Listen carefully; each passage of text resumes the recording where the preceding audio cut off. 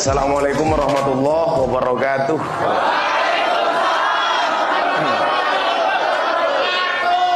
Sebenarnya saya senang Mbak Titi, berharap satu saat kalau pengajian rutin tuh mbaknya ya sebanyak ini.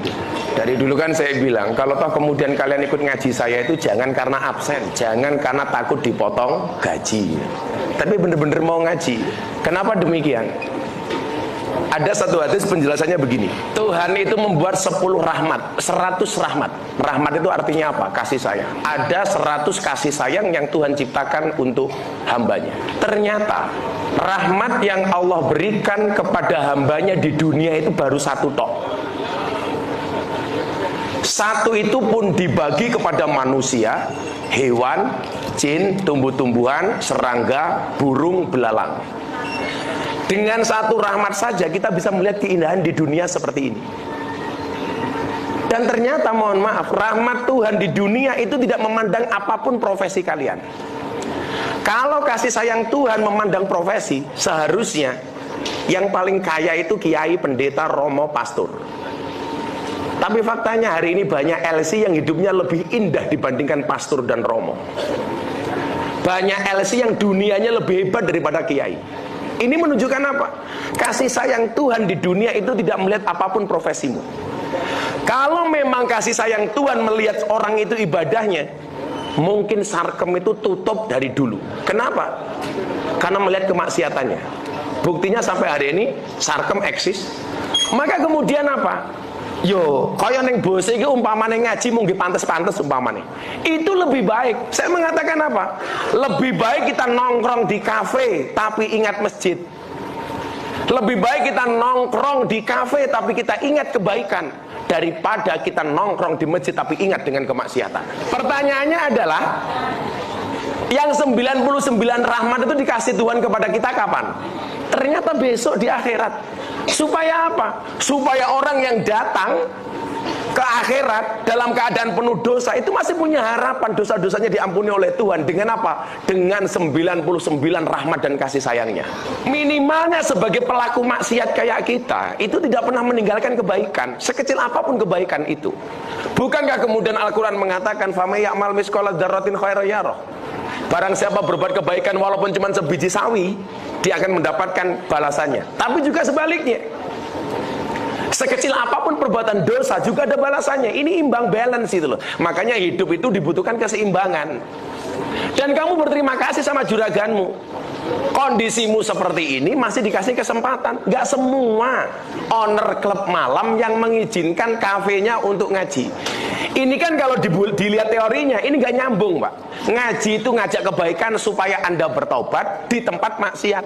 Harusnya Pak Eko khawatir dong, nanti kalau banyak bertobat kafeku sepi. Nyatanya mekanisme Allah itu tidak pernah salah.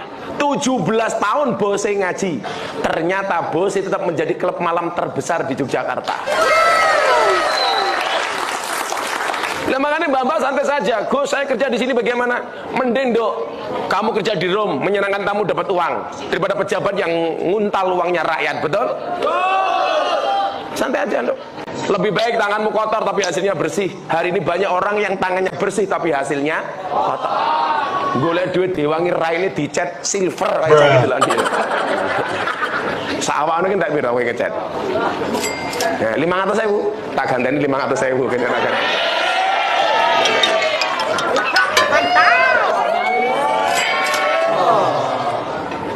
Saya kemudian memahami Bose bisa bertahan seperti ini karena prosesnya panjang. Bagaimana dulu Pak Eko ngepel lantai sendiri di awal-awal Bose bangun. Awal-awal dikejutkan dengan banyaknya setan yang mau jadi LC di Bose, sehingga banyak LC yang kesurupan. Maka muncullah Pak Yono. Wow, pawangnya setan. Tapi dulu juga lucu. Orang dikira kesurupan dibacakan ayat kursi. Orang mari. Ternyata apa? Begitu diinjak perutnya, mabuke kakean. Le gua bloke awake dhewe wong mabuk diwacane ayat kursi gitu loh. Pekok ini. Atas nikmat Allah 17 tahun ini saya aja deh kawan-kawan. Ayo nambahi kebaikan-kebaikan yang bisa kita lakukan. Sehingga apa? Sejelek apapun tempat kerja kita ini masih ada kebaikan. Amin. Ya ngono lho, Nduk, kamu manage lah. Kerja bertahun-tahun di Bose, Begitu Ramadan datang bingung, katanya nggak punya uang gara-gara bosnya tutup. Pertanyaan saya, 11 bulan kamu kerja itu uangnya kemana? Belum tak gak ngeslot kok cocok gitu loh. Ayolah kita berubah dikit-dikit. Saya tidak minta kamu berubah frontal. Saya akan menjadi LC Syariah Gus. Saya masuk room akan berjilbab. Setiap buka botol saya mulai dengan kalimat Bismillah. Buka room dengan Al-Fatihah. Kalau saya dikasih tips saya akan takbir. Takbir, bubar tamumu. Bukan itu kok. Tapi minimal dikit-dikit yuk, ngurangi dikit-dikit. Semampu mungkin.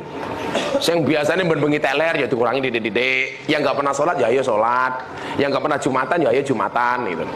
Karena kita nggak tahu berapa waktu yang diberikan Tuhan kepada kita. Masih ingat dulu saya bilang apa? Semua orang bisa tahu berapa sisa uang yang dimiliki, tapi semua uang tidak pernah tahu. Semua orang tidak pernah tahu berapa sisa waktu yang dia miliki.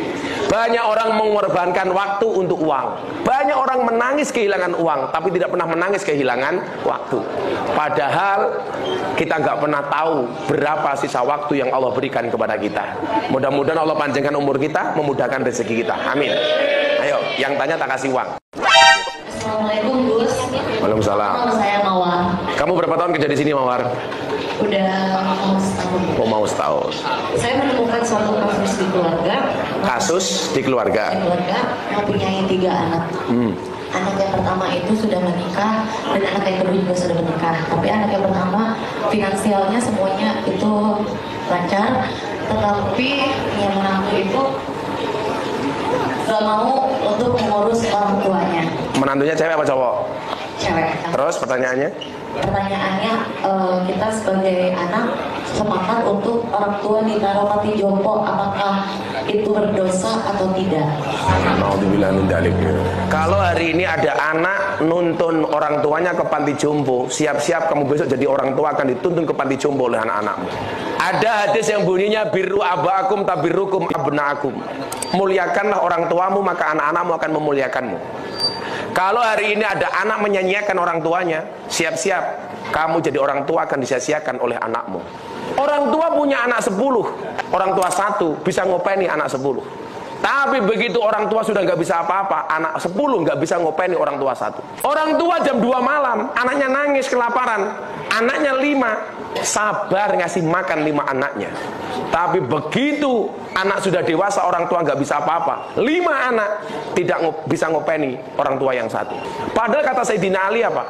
Ketika seorang anak berbuat baik 24 jam seumur hidupnya, dia melakukan kebaikan 24 jam seumur hidupnya, itu tidak mampu membalas kebaikan seorang ibu ketika dia melahirkannya. Kamu berbuat baik 24 jam seumur hidup kamu sampai mati, itu tidak bisa membayar jasa ibumu ketika melahirkan kamu. Siap-siap saja. Kalau kita disepelekan sebagai orang tua, kamu besok jadi orang tua akan disepelekan oleh anak-anakmu. Yo, mangatus sewu, mangatus.